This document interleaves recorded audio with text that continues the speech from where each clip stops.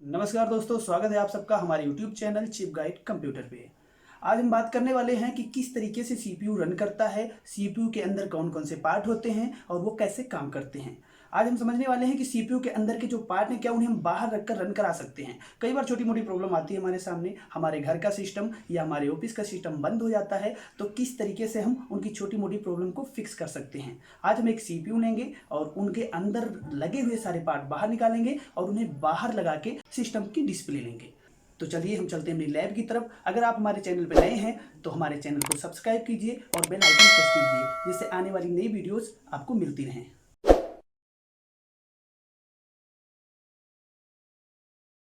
चलिए हम आते हैं अपनी CPU की तरफ। ये हमारा CPU और इसे हम खोलने वाले हैं और देखने वाले हैं इसके अंदर क्या है। जादू सा लगता है ना कि इसके अंदर क्या होगा। चलिए शुरू करते हैं आज की वीडियो। तो हम इसे ओपन करने वाले हैं। तो हम इसका नट खोल रहे हैं। आज के बाद आपको भी ये मुश्किल नहीं लगने वाला। तो हमने इसका ढक्कन खोल लिया है। आइए देखिए इसके अंदर क्या जादू है। तो ये है हमारे CPU के अंदर। तो चलिए आपको मैं इनके बारे में बताता हूँ ये क्या हैं। सबसे पहले आप देख लीजिए, ये होती है आपकी सप्लाई, पावर सप्लाई, जिसे आप स्विच मोड पावर सप्लाई बोलते हो। आपका जो AC करंट होता है वो यहीं पे आता है, जो 240 वोल्ट के करीब में होता है, और यहाँ से वो DC करंट 12 वोल्ट बन के फिर मदरबोर्ड में आता है। मदरबोर्ड क्या है, चलिए हम देख लेते हैं। ये जो आप देख रहे हो ये होता है मदरबोर्ड, और मदरबोर्ड ये सारा एरिया है मदरबोर्ड का, देख सकते हैं। और इसके बाद जहाँ पे आप अपना डाटा स्टोर करते हो, अपनी फाइलें रखते हो, जिसे आप बोलते हो HDD हार्ड डिस्क ड्राइव, ये होती है आपकी हार्ड डिस्क ड्राइव। और हम ये सारा एक एक बाहर निकालने वाले हैं और बाहर हम आपको विंडो चला के दिखाएंगे, इसे ऑन करके दिखाएंगे। तो इसको खोल लेते हैं पहले। आजकल मार्केट में SSD का चलन हो चुका है, सॉलिड स्टेट ड्राइव, जिसकी वजह से आपके सिस्टम की स्पीड कम से कम 4 गुना तेज़ हो जाती है। उसमें भी आगे की वीडियोस आने वाली हैं। तो ये खोल लिया हमने और इसे बाहर निकालने वाले हैं। ये यहाँ पे केबल लगी है, आप देख सकते हो। ये होती है SATA केबल, इसके ज़रिए डाटा ट्रांसफ़र होता है मदरबोर्ड में। और ये होती है पावर केबल। और इसमें जो SATA केबल होती है, इसमें जगह आप देख सकते हो, ये जैक है SATA केबल का, और ये SATA केबल का जैक है, और ये पावर का, यहाँ पे पावर दी जाती है। इसके अलावा ये हार्ड ड्राइव है आपकी, और ये हार्ड ड्राइव अभी ठीक है 320 GB की हार्ड ड्राइव है ये, और इसका नाम है WD की, वेस्टर्न की डिजिटल की हार्ड ड्राइव है ये, 320 GB। ये होता है हमारा राइटर तो पता ही होगा आप सब लोगों को, वैसे आजकल इसका यूज़ बहुत कम हो चुका है। राइटर का काम होता है CD DVD की कैसेट्स को प्ले करना। तो इसे भी हम यहाँ से निकाल लेते हैं, बाहर निकाल लिया इसे हमने। काफ़ी पुराना हो चुका है लेकिन अभी भी काम करता है, अच्छी तरीके से चलता है ये। यहाँ से आप कैसेट इन करते हो, ये बटन होती है इसकी, और यहाँ पे एक ये लाइट लगी हुई है जो जलती है। तो इसे भी हम रख लेते हैं। और यहाँ पीछे देखिए, और यहाँ पे इन्होंने दोनों ऑप्शन दी हुई है, पावर की ऑप्शन है और ये ID राइटर है, ये ID की केबल होती है। अब आप सोच रहे होंगे कि ID केबल क्या है। ID की केबल बहुत पहले यूज़ होती थी, अभी भी यूज़ होती है। इससे क्या होता है, स्पीड थोड़ी स्लो आती है। और ये होती है SATA केबल। आजकल जो ड्राइवर इंस्टॉल करते हैं ज़्यादातर SATA यूज़ करते हैं। और राइटर जो होता है, अगर आप ID लगाते हो तो स्पीड का थोड़ा बहुत फ़र्क पड़ता है सिस्टम पे। जो न्यू मदरबोर्ड आ रहे हैं उसमें आपको ये ID का कनेक्टर नहीं मिलता है, SATA ही मिलता है। तो चलिए इसके बारे में बाद में बात करते हैं। अब आ जाते हैं हम अपने सप्लाई और मदरबोर्ड की तरफ। ये देखिए, यहाँ पे केबल लगी होती है ये SATA की, तो इसको हमने यहाँ से निकाल लिया है। ये देखिए, इसमें 4 जैक की ऑप्शन दी गई हैं SATA की, और ID भी यहाँ पे लगी हुई है, जिस मदरबोर्ड में ऑप्शन डाली गई है। तो हम सप्लाई भी खोलेंगे और मदरबोर्ड भी निकालते हैं। सबसे पहले हम मदरबोर्ड खोलेंगे, उससे पहले यहाँ पे ये हमने लगाया हुआ है वाईफाई रिसीवर, जैसे आप यूज़ करते हो उसी तरीके से यहाँ पे एक वाईफाई का कार्ड लगा हुआ है। जिसके ज़रिए आप मोबाइल से हॉटस्पॉट ऑन करके इंटरनेट का आनंद उठा सकते हो। वैसे बाहर एक्सटर्नल भी आप लगा सकते हो, 250-300 रुपये का मार्केट में अवेलेबल होता है। और रिसीवर आप CPU में USB में इन कर सकते हो, लेकिन उससे अच्छा होता है कि आप ये अगर CPU के साथ में लगवाते हो अच्छी स्पीड मिलती है और ये ख़राब नहीं होते हैं। वैसे ये TP-Link का है, काफ़ी पुराना था लेकिन मैंने इसको लगा लिया था और अच्छा चल रहा था, स्पीड अच्छी आ रही थी इसमें और ये काफ़ी टिकाऊ है। तो अब हम आ जाते हैं अपने मदरबोर्ड की तरफ। ये केबल निकाल लेते हैं, डिस्टर्ब कर रही है तो हम इस केबल को भी निकालेंगे और मदरबोर्ड खोलेंगे। तो ये सप्लाई भी हम खोल लेते हैं, पावर सप्लाई। ये सारी चीज़ें बाहर रख के और बाहर आपको ऑन करके सिस्टम दिखाएंगे अभी हम। थोड़ी बहुत नॉलेज होनी चाहिए आप लोगों को भी। अगर आप जॉब करते हो कई बार छोटी मोटी प्रॉब्लम्स आ जाती हैं तो आपको CPU लेकर भागना पड़ता है रिपेयर के लिए, तो सारी प्रॉब्लम्स का सल्यूशन आप रखो। तो ये होती है हमारी पावर सप्लाई। कई बार लोगों के माइंड में आता है कि अरे इसके अंदर करंट है, बिल्कुल करंट होता है इसके अंदर, इसमें AC करंट इन होता है और AC करंट इन होने के बाद में DC बनकर बाहर निकलता है। AC करंट DC करंट क्या है इस पर आगे वीडियो बनाई जाएगी और तो इसमें डीपली बात करेंगे। अभी ये मदरबोर्ड हम खोल लेते हैं, बाहर निकाल लेते हैं इसे।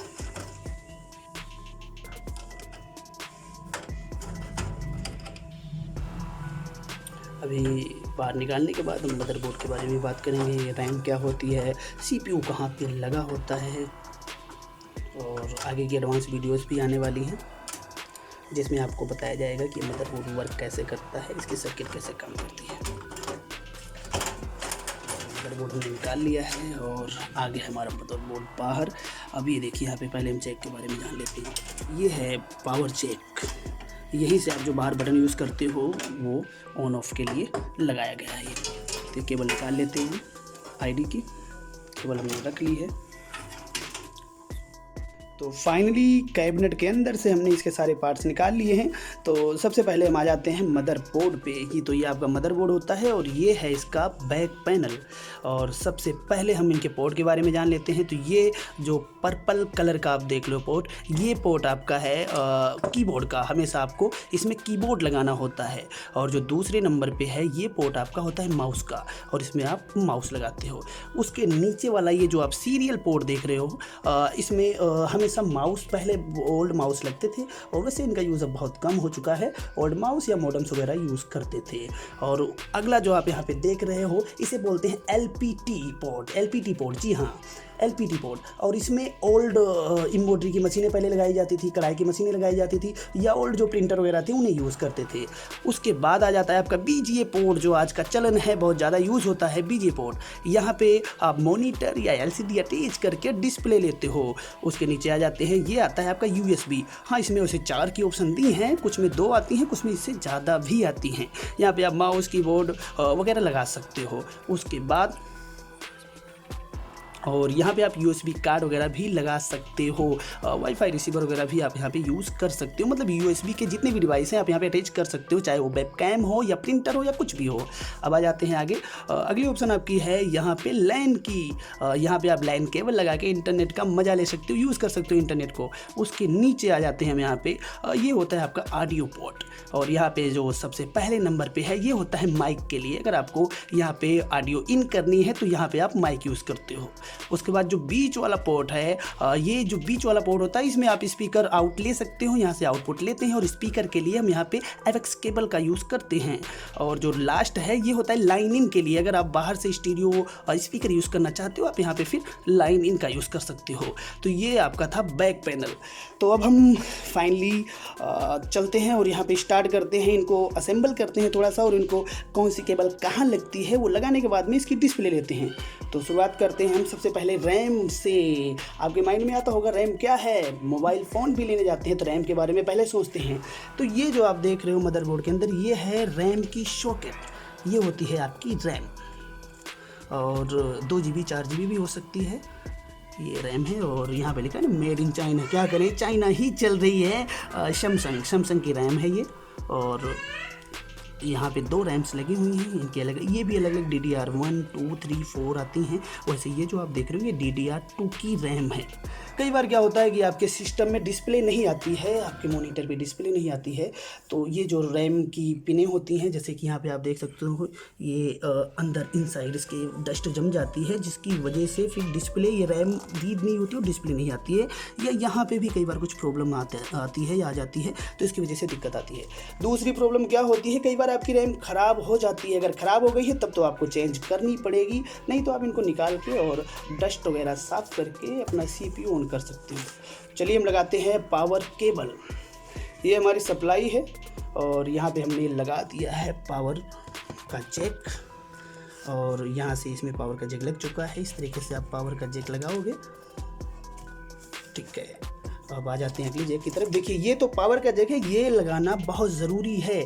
अगर ये CPU पावर नहीं जाएगी तो आपके मदरबोर्ड में डिस्प्ले नहीं आनी है।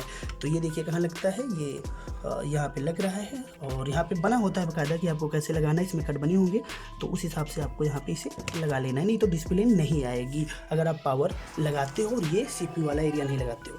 अब यहाँ पे जैसा कि आपको बताया था ना, कीबोर्ड लगता है, तो यहाँ पे हमने कीबोर्ड को इन कर लिया है। हाँ, इसको लगाते समय आप सावधानी बरतना, इसमें पिनें होती हैं, अगर पिनें उल्टी जाएंगी तो प्रॉब्लम आ सकती है।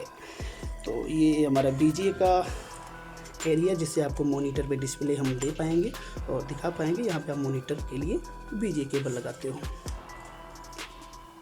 तो अब आता है हार्ड डिस्क का नंबर। ये सारी चीज़ें आपको पहले वैसे मैंने बता दी है बेसिकली थोड़ा बहुत, इस पे आगे एडवांस वीडियोस लेकर आने वाले हैं। तो ये SATA केबल हमने यहाँ पे लगा ली है, और इस केबल को अब हम कनेक्ट करते हैं अपनी हार्ड ड्राइव से।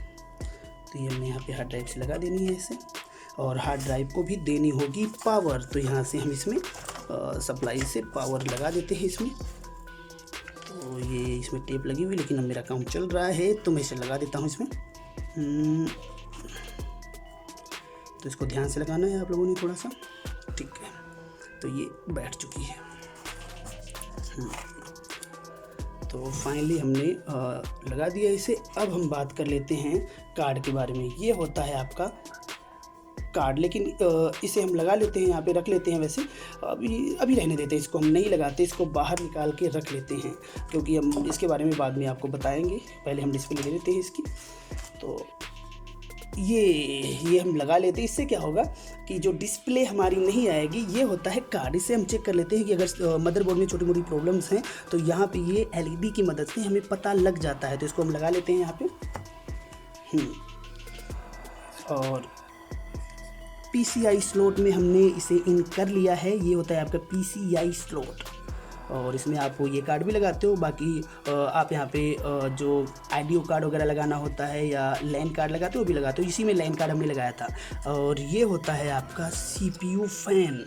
इसके नीचे हम CPU लगाते हैं। इसे भी हम खोल के नहीं दिखाने वाले हैं। इसके नीचे प्रोसेसर लगा हुआ है, क्योंकि अभी हम ये बेसिक वीडियो बना रहे हैं। आगे की वीडियोस में ये सारा कुछ हम खोल के एक एक पार्ट के बारे में बात करेंगे।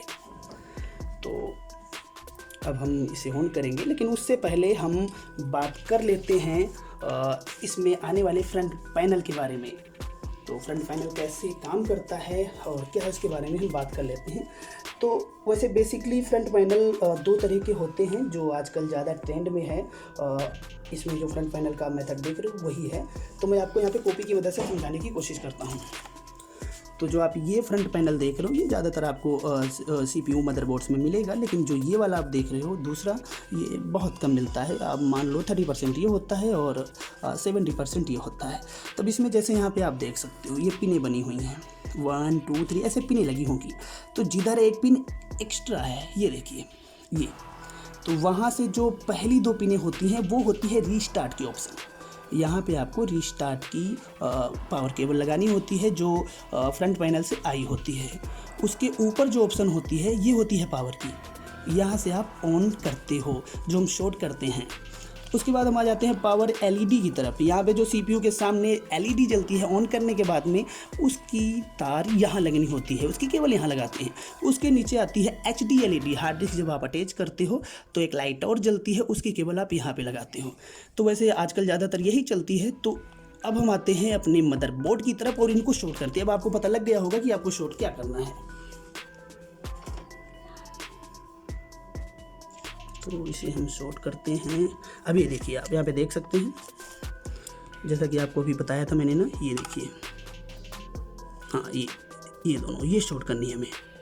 ठीक है, तो हमारा सिस्टम ऑन हो चुका है, ये देखिए, और कार्ड में हमारी लाइट आ चुकी है। और ये रहा हमारा मॉनिटर पे भी डिस्प्ले बन चुकी है।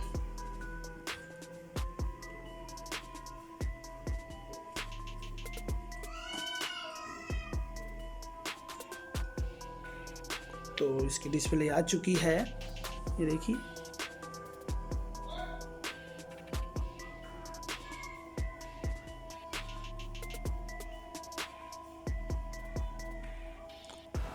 और ये रहा हमारा मदरबोर्ड, ये रनिंग पोजीशन में। कार्ड में जो आप सिग्नल देख रहे हैं, जब आप यहाँ पे कार्ड लगाते हो तो आपको पता लग जाता है कि आपकी डिस्प्ले बनी है या नहीं बनी है। ये फ़ैन है CPU का, ये ठंडा करता है प्रोसेसर को, नहीं तो हीट होने की वजह से आपका मदरबोर्ड बंद हो जाएगा या सड़ जाएगा या आपका सिस्टम रन ही नहीं करेगा। कई बार इसकी भी प्रॉब्लम आती है, जब आपका CPU फ़ैन बंद हो जाता है तो आपका सिस्टम स्टार्ट होता है, रीस्टार्ट होता है। तो इसे भी आप देख सकते हो खोल के। ये देखिए, यहाँ पे हमारा सिस्टम ओपन हो चुका है।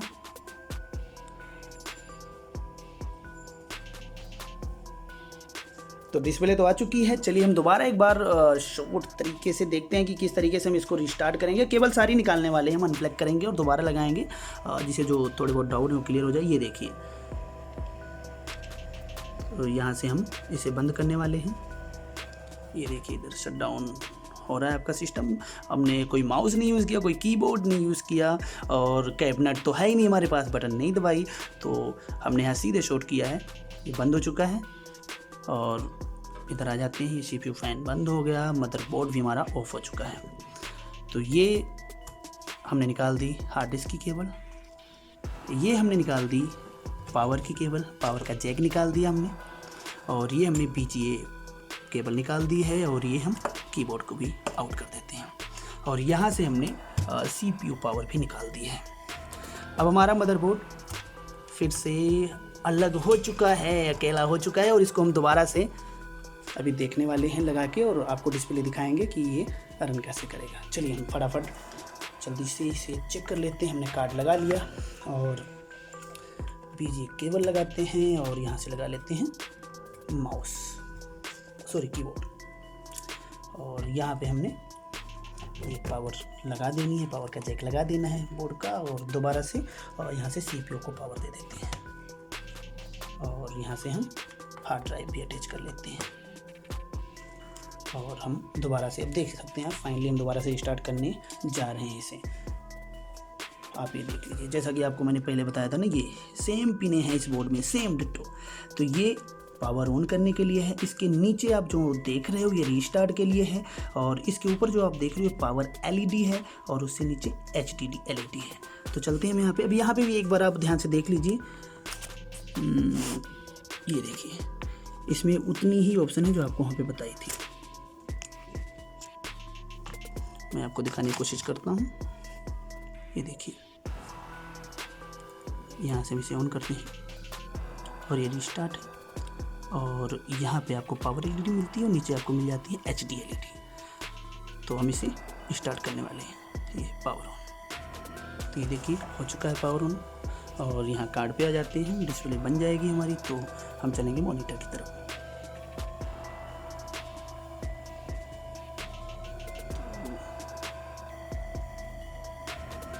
अब देख सकते हैं कि मदरबोर्ड ऑन हो चुका है, लेकिन डिस्प्ले नहीं आई हुई है। फाइनली सिग्नल आ गया है, और अब चलते हैं हम मॉनिटर की तरफ। ये देखिए, यहाँ पे भी डिस्प्ले आ चुकी है।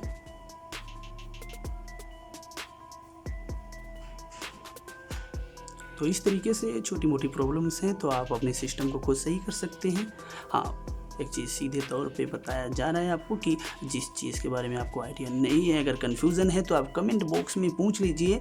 पहले आप अच्छी तरह से वीडियो को देख लीजिए, उसके बाद फिर आप सिस्टम को ओपन करना। ये ना हो कि सिस्टम ओपन कर लें और कुछ प्रॉब्लम्स आ जाए उसमें।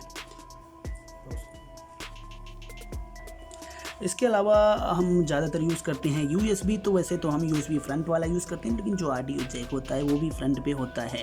तो यहाँ पे मैं आपको दिखाना चाहूँगा, ये है आपका ऑडियो जैक। वैसे ये ज़्यादातर हम बैक वाला ही यूज़ करते हैं, बैक पैनल में जो आपको बताया था अभी।